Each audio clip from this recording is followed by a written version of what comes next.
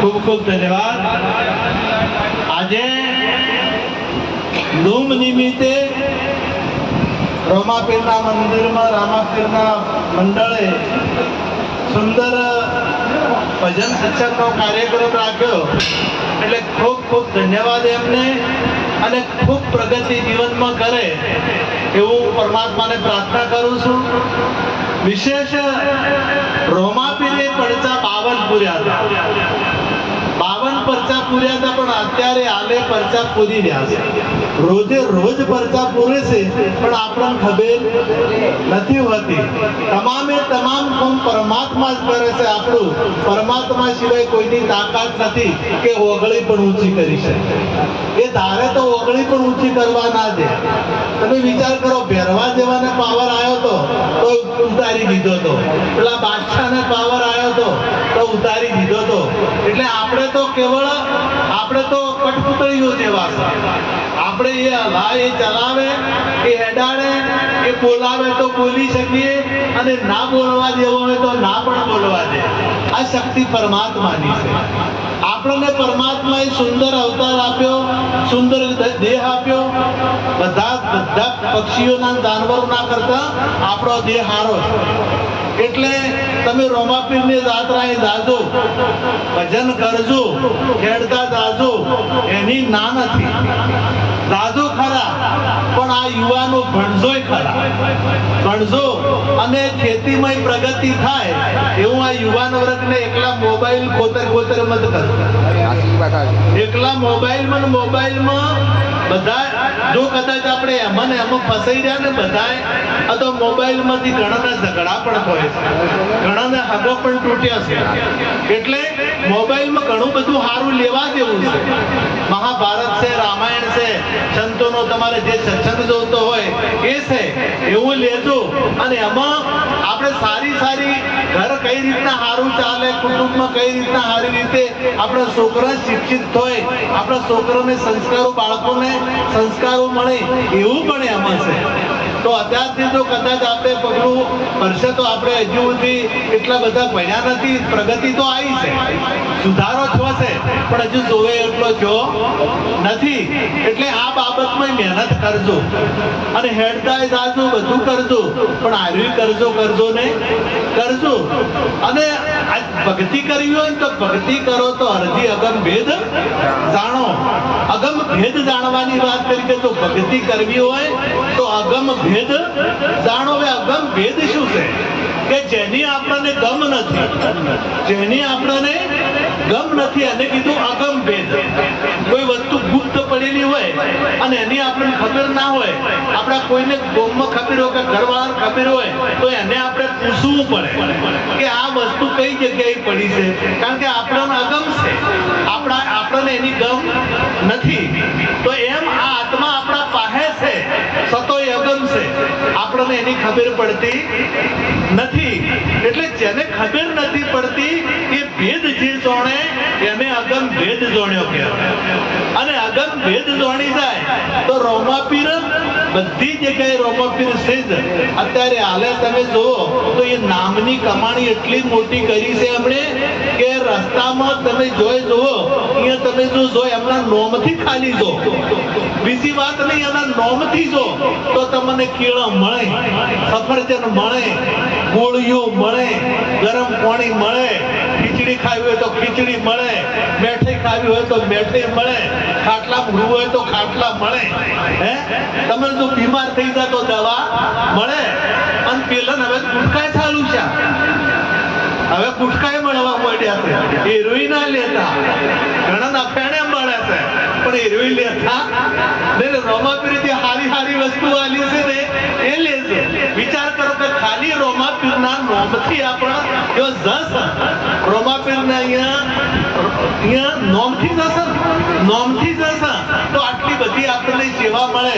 અને કદાચ રોમાપીરના દર્શન હોય તો રોમાપીરના જો દર્શન થઈ, ખાલી આપણે નોમ જ આવડે છે, રોમાપીર નોમ આવડે છે, રોમાપીરને જોયા નથી. અહીંયા જતા આપણને સમાધિના દર્શન હોય છે, પણ રોમાપીર જોવામાં આવતા નથી.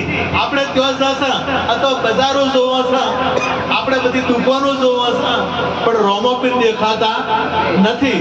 જો કદાચ રોમોપીર દેખાય ને, રોમોપીર દેખાઈ જાય ને, તો તમે વિચાર કરો કે નોમથી આટલું મોટું ફળ મળતું હોય અને એના નોમની કમાણીથી આટલા મોટી જે ચાલતી હોય, કદાચ કેમ્પો થતા હોય, મોટા મોટા સદાવ્રતો ચાલતા હોય, તો એના દર્શન કરવાથી આપણને કેટલો ફાયદો હોય. એટલે આ એના દર્શન કરવું હોય, એનો સાક્ષાત્કાર કરવો હોય, તો એ આપણા ઘટ ભીતરમાં છે. મહારાજે કીધું તું કે તે બદ્રીના બેટે જેની સુરતા સુગડ સમેટે ને ઘટમાં સાહેબ બેટે. કારણ કે ભગવાન વ્યાપક છે, ભગવાન વગર કોઈ જગ્યા ખાલી નથી. તમે પ્રહલાદે તોબલામ પ્રગટ કર્યા છે, તોબલામે ભગવાનને પ્રગટ થવું પડ્યું છે. કારણ કે હોય તાર પ્રગટ થાય ને, ના હોય પ્રગટ થાય, પણ સે તાર પ્રગટ થયા. અને તમે જોઈ યાદ કર્યા તો કોઈને વણઝારો થઈને આયા, કોઈને મોરારી પેલા માળી બન્યા છે, મોરારી તો માળી થઈને આયા, કોઈને શેણ ભગત થઈને આયા, વાળ કાપવા આયા, કોઈ જગ્યાએ વહવારું થઈને આયા, સકુભાઈને વહવારું થઈને નહીં આયા, કોઈને વહવારું થઈને આયા છે, તો કોઈને શેઠ શંકર અરે કોઈને શેઠ સાંભળીઓ થઈને આયા, નરસિંહ મહેતાને સાંભળીઓ થઈને આયા અને ઓઢી સ્વીકારી. આ બધા એમને રૂપો ધર્યા છે, કેટલાય અવતારો લીધા છે, કેટલાય રૂપો ધર્યા છે, છતાં એને ઓળખ્યા વગર આપણો બેડો પાર થતો નથી. કદાચ આપણે કદાચ નાટક ભજવવા જતો હોય, જે કોઈ નાટક વાળો હોય, એક દાડો રોમાપીર થાય, એક દાડો રાધા ભરથરી થાય, એક દાડો ગોપીચંદ થાય, પણ એ તો ગોપીચંદ નહીં ને, એ ભરથરી નહીં, એ ભરથરી નથી, એ ગોપીચંદ નથી, એ રોમાપીરે નથી. એને ખબર છે, એને ખબર છે કે હું આ નથી.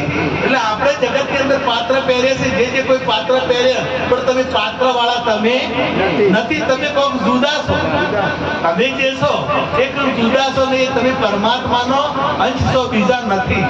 પરમાત્માનો અંશ જ છો, પણ આપણે આ જીવાત્મા છે, આ જગતમાં પોતાનું ભાન ભૂલી ગયું કે હું કોણ છું, હું ક્યાંથી આવ્યો છું અને મારે ક્યાં જવાનું છે. આ વાત ભૂલી ગયો એટલે એને એમ થયું કે હું તો ખાડેડનો છું અને અમુકનો છોકરો છું અને અમુક જાતનો છું અને મારે આટલી ઉંમર છે. આવું આપણે નક્કી કરી દો છે. કારણ કે એનું આ જે શરીર છે ને, એ શરીર તમે નથી, શરીરથી તમે પર છો.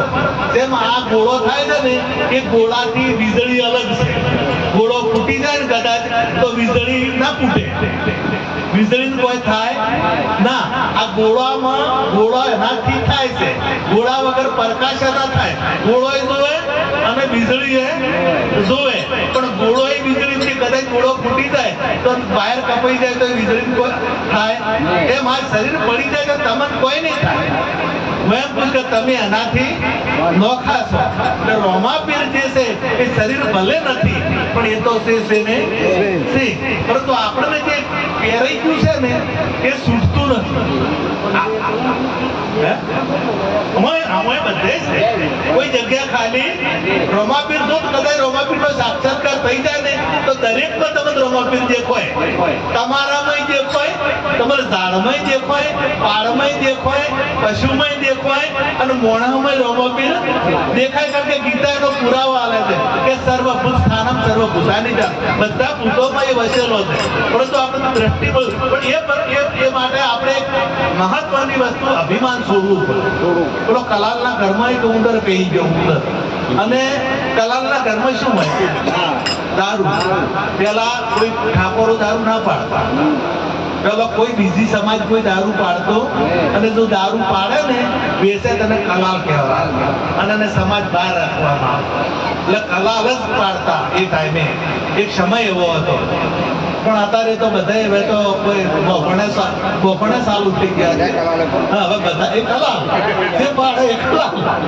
એટલે પેલો સોટો પીધેલો હતો, ઉંદર ભાઈ સાથે એટલે વાટકી પડ્યું હતું એટલે સોટો પી ગયો. પીજો અને પછી બાબુ મને કેટલો પાવર આવે. પેલો જો કદાચ આપણો મોટો ડોલવા મળતો હોય તો પેલો ડોલવા મળ્યો અને બે પગે ઊભો થઈ ગયો. બે પગે ઊભો થઈ અને પછી તો કહેવા માંડ્યો કે ઘરનો માલિક હું, આ ઘરનો ધણી હું.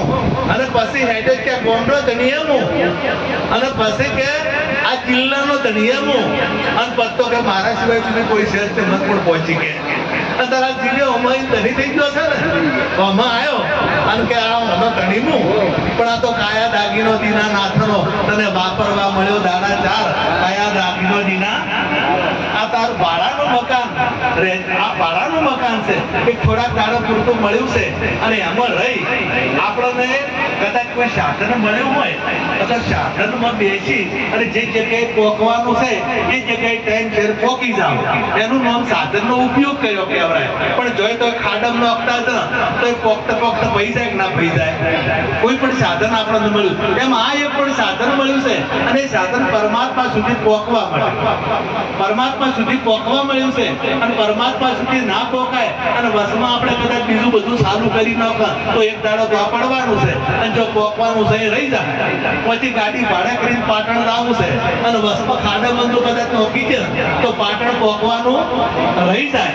એમ આ પરમાત્મા સુધી પહોંચવાનું રહી જાય. એટલે પેલા પાવર આવ્યો કે હું જ છું, હવે તો મારા સિવાય બીજો હરણાકશને આવ્યો હતો, રાવણને આવ્યો હતો કે અમે જ અમારા સિવાય બીજું કોઈ. હરણાકશ તો કે મારું જ નામ લેવાનું, તમારે બીજા કોઈનું નામ લેવાનું નહીં. એમ આપણને પાવર, જીવને પાવર. એમ પેલા પાવર આવે પણ પાછળ મજાડી બેઠી. હવે મજાડી બેઠી હતી, મને ખબર નથી અને ફાળ ભરી અને મજાડીએ હું પેલો પકડ્યો ને પછી ચૂં ચૂં કરે પૂંછડી હલાવે કે આવું કોઈ ના કરતા, આવું કોઈ હું ફસણો છે એટલે કે આવું કોઈ કરતા નહીં. આ ગઢપણ ત્યાર પછી આવે આ કાળ, આ બિલાડી એટલે કાળ.